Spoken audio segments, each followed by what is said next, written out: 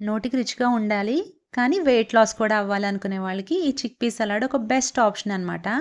దీన్ని తయారు చేయడానికి ముందుగా 6, 7 గంటల పాటు నానబెట్టుకొని కాబూలీ శనగల్ని ఒక కుక్కర్‌లోకి తీసుకొని కొద్దిగా ఉప్పు యాడ్ చేసి 2-3 విజిల్స్ రానిచ్చి పక్కన పెట్టుకోవాలి.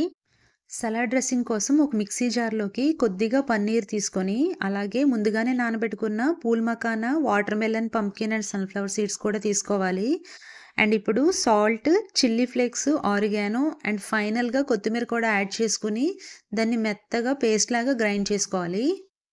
ఒక బౌల్‌లో ముందుగా ఉడకబెట్టిన శనగలను తీసుకొని, ఒక కప్పు ఉల్లిపాయ ముక్కలు, ఒక కప్పు కీర, ఒక కప్పు టమాటా ముక్కలను కూడా యాడ్ చేసుకొని, మనం ముందుగానే ప్రిపేర్ చేసుకున్న సలాడ్ డ్రెస్సింగ్‌ని కూడా యాడ్ చేసుకొని, బాగా మిక్స్ చేసుకుంటే మనకు కావాల్సిన హై ప్రోటీన్ చిక్ పీ సలాడ్ రెడీ అయినట్టే.